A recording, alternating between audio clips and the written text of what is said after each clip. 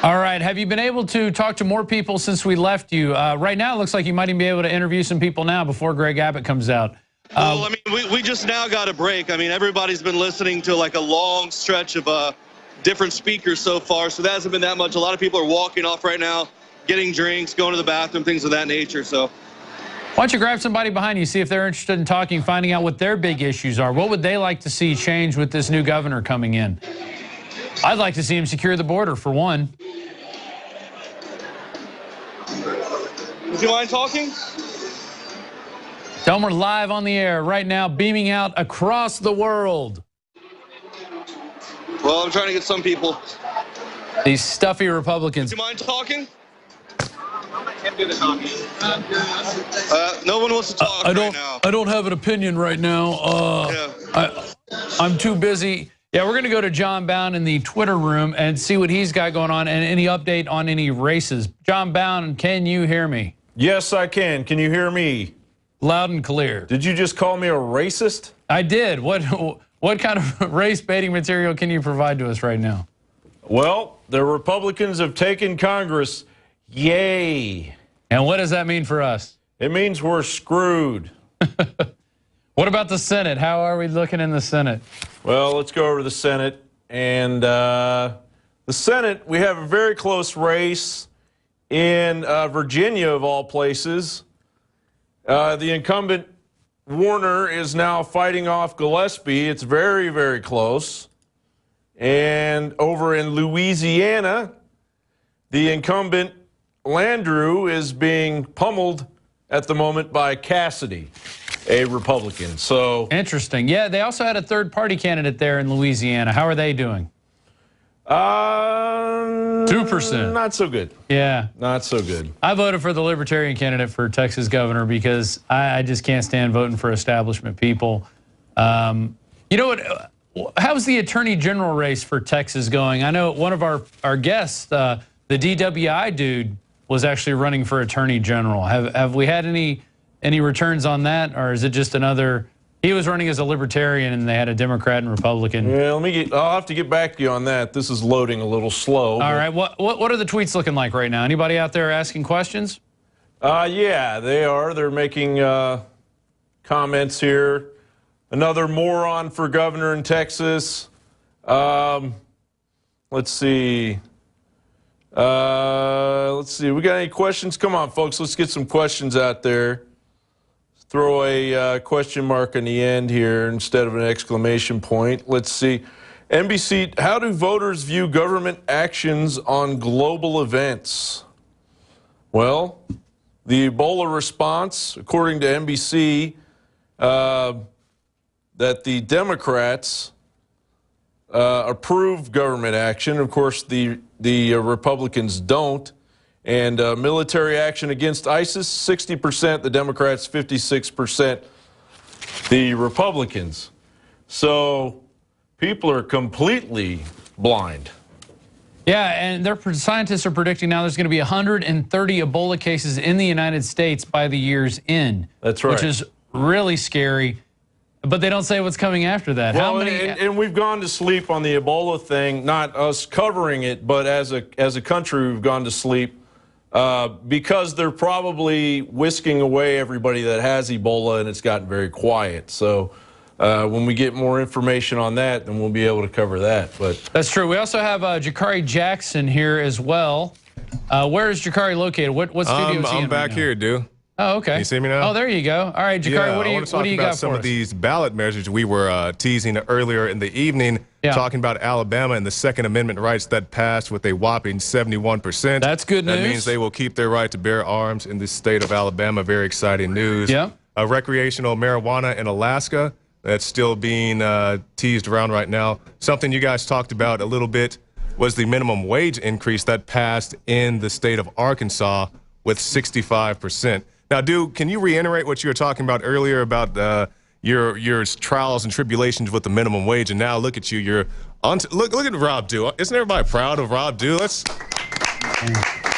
And I'll say for myself, my first job, yeah, they're clapping in the back too. My first job was pushing shopping carts at a grocery store for less than $6 an hour. There you go. I made $4.25 Wow. at McDonald's, and then they gave me a penny raise. They said, you know, you haven't been here long enough to get a real raise, but we really like what you're doing.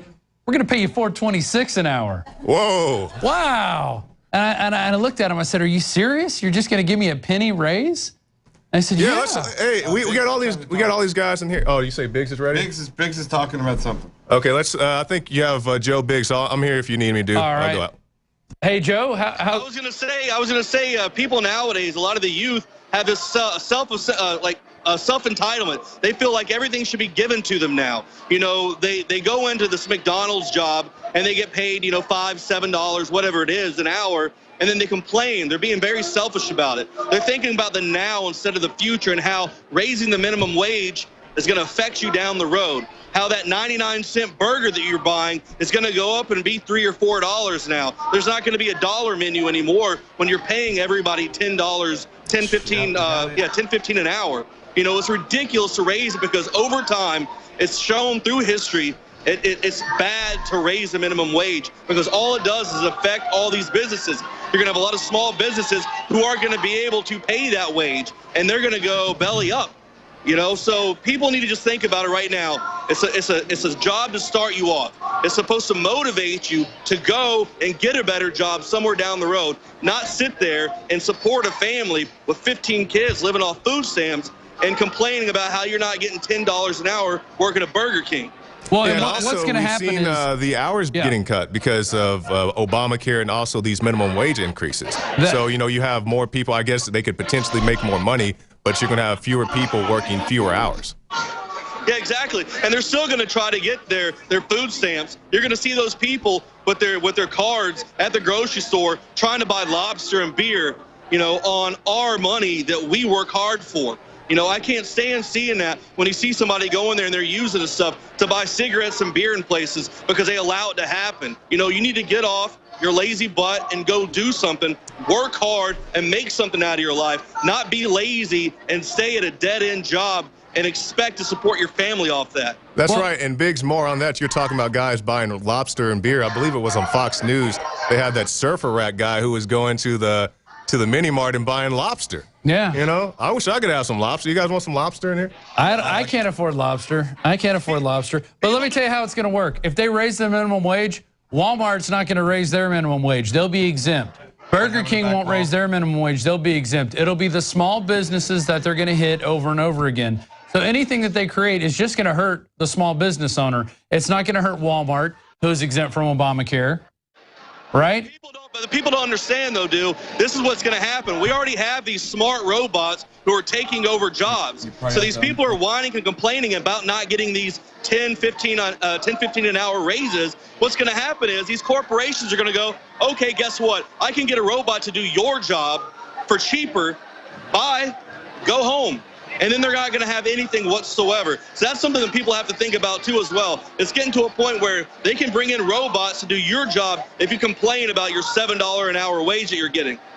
Yeah, we've got some robot news coming up with what they're doing with the robots out there, especially the killer robots, how Google is now buying robot companies left and right. And what do you think they're creating? This is a company that already knows everything. One of the companies they're buying makes smoke detectors and thermostats.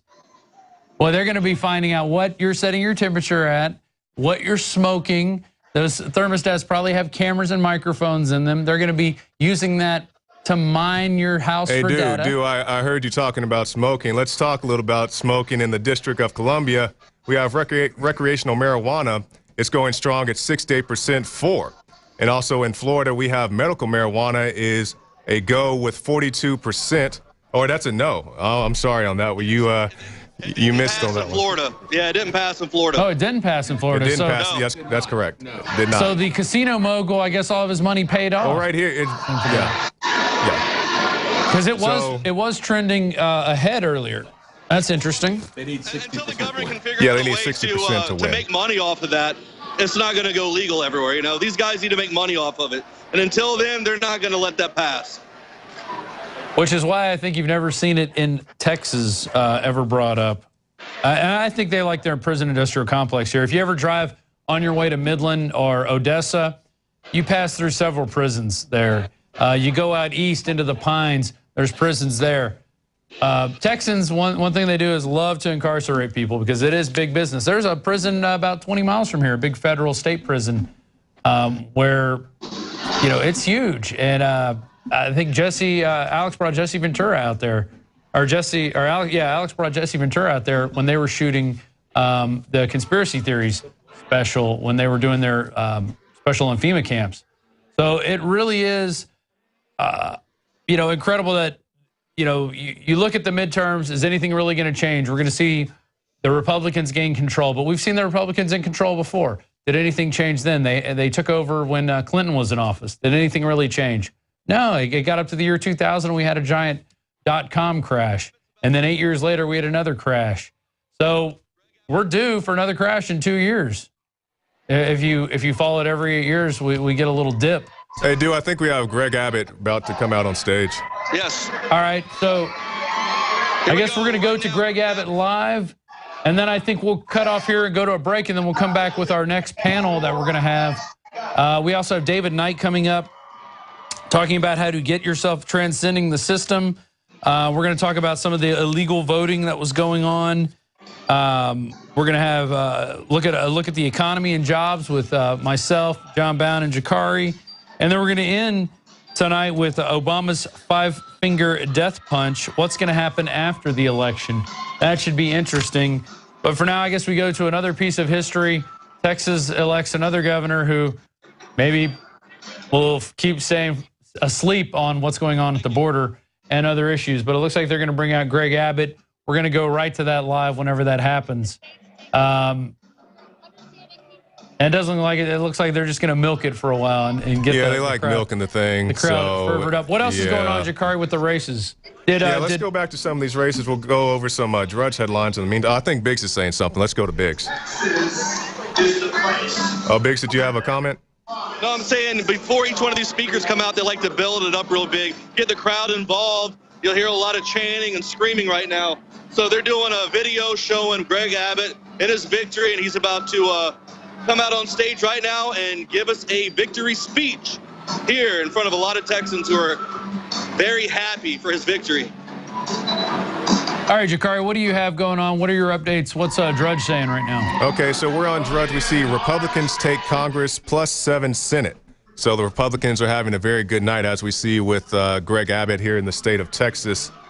And let's look at some of the other governor races here in Oklahoma, my home state. We have Mary Fallin, traditional Republican, but she did sign a law a few years back saying that in the case of an emergency like Hurricane Katrina, they could not do door-to-door gun confiscation. So I like her for that, but pretty much everything else, not so much. We'll look here in the state of Florida. David, you were interested in this race, I believe. We see Scott, the incumbent, is the nominee or has the clinch there with 48%. Let's look up here. New York, Como, the gun grabber extraordinaire, following the footsteps of Mayor Michael Bloomberg, has it with 55%. He said, if you don't like guns and if you don't like babies being aborted, you can just get the hell out of my state. And that's what they're doing. People are leaving the state of New York, even though upstate New York's very beautiful. All I heard about how beautiful it was from Jason Burmis, who lives up there now. And I've driven through it, especially going up to Kingston to see Salente. And it is a beautiful area, very historical, lots of nice rivers, beautiful trees. And they also have skiing. Okay. Really we know Rob Dew likes to ski, I think. Do you see some action? Okay, they say Abbott is coming out. Here we go. All right. History is being made, folks. You're watching it live here on INFOWARS.com/show. You can also catch our live YouTube stream at youtube.com/The Alex Jones Channel. Or if you're a member of Prison Planet TV, you can join us there as well. And please tell your friends we're going to be here for another 2 hours, maybe a little more, depending on how we feel, although we do have the rest of the week to get through. And we really are blowing a lot of it on Monday and Tuesday night here at the Infowars.com studios. But we really are putting the studio through its paces. And it's been a lot of fun making this happen, putting this thing together, doing all the prep work that it takes to put something like this together. We may be on for 6 hours. We've been prepping this for now 2 weeks, 3 weeks now, on and off, doing off-site interviews, doing different interviews, putting special reports together. We're going to have David Knight coming up talking about how to transcend the system for those of you who just can't deal with the